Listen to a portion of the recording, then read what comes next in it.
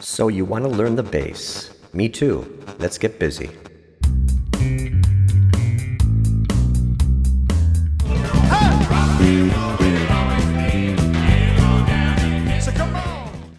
Back in the day, an electronic guitar tuner was practically a luxury accessory for many teenagers, college students, and beginning musicians. If you were lucky, one person in your band had one and was willing to share it. In this second lesson, we're going to tackle tuning, a skill that will support every lesson that follows and ultimately prepare you to play your first bass track. From this point onward, being in tune becomes part of our routine.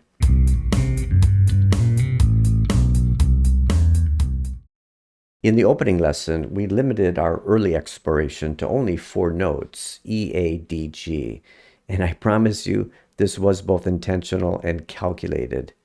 Now that you understand where these foundational notes live, you have the requisite knowledge to tackle tuning.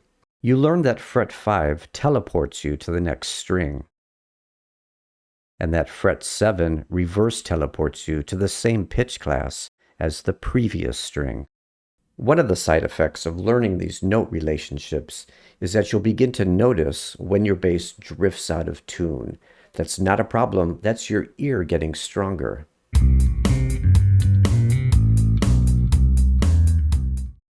On a properly tuned bass, fretting here and playing the open A string reveals 2 notes in harmony.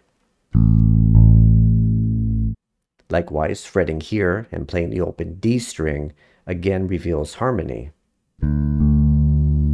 The same thing applies to the D and G strings.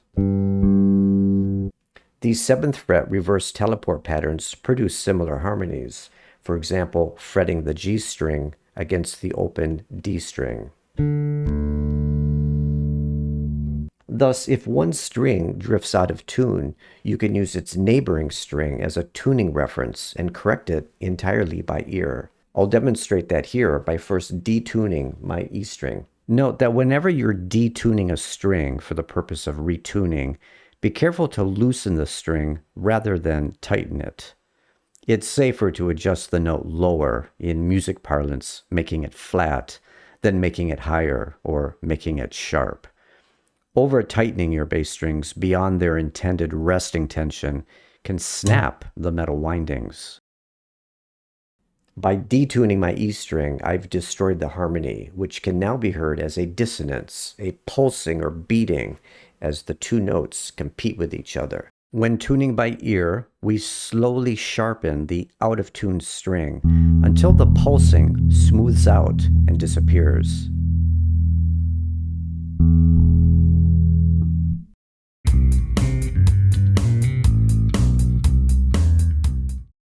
Many bass players prefer a different method of ear tuning, the ringing technique.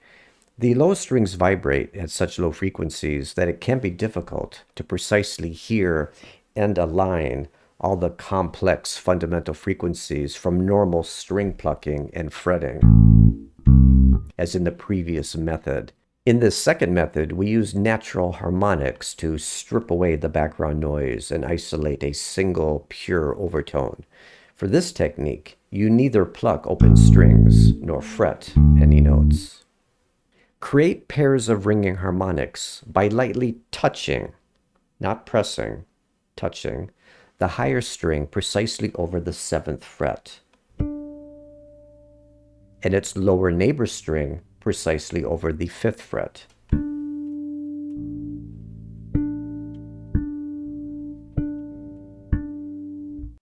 These ringing harmonics are brighter, easier to hear, and continue their sustain after the fingers move away, making it far easier to work the tuners.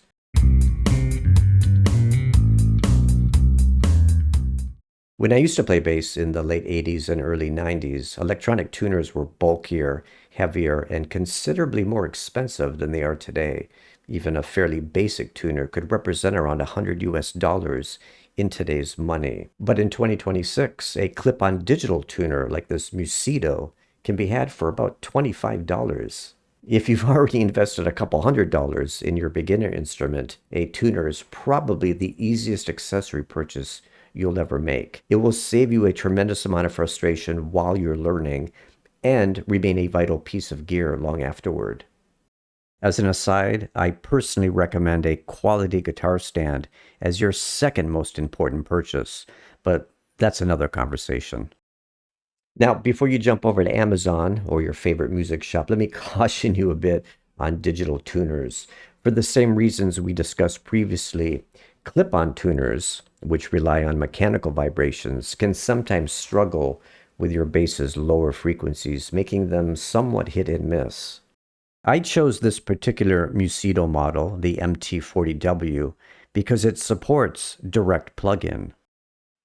Whenever I need to retune, I just plug my bass directly into the tuner, greatly improving its stability and precision.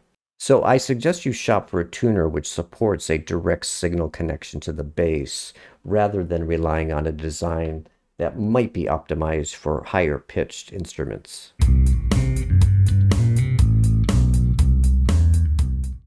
We've been assuming that either you have access to tuning equipment or some of your bass strings are already in tune.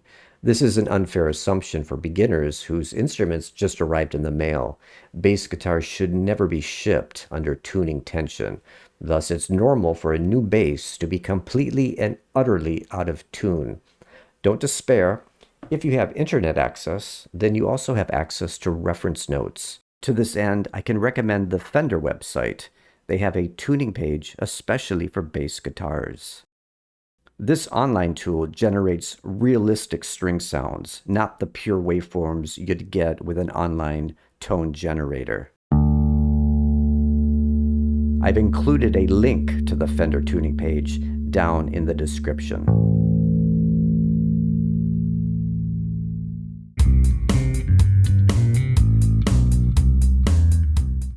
In the next lesson, we'll fill out the remaining notes on the fretboard and discover the usefulness of the fret zero concept introduced in the opening lesson. In the meantime, continue your hand exercises, because we're just a couple of lessons away from playing your first beginner bass track. My name is Stefano, and I hope you'll be back for lesson 3.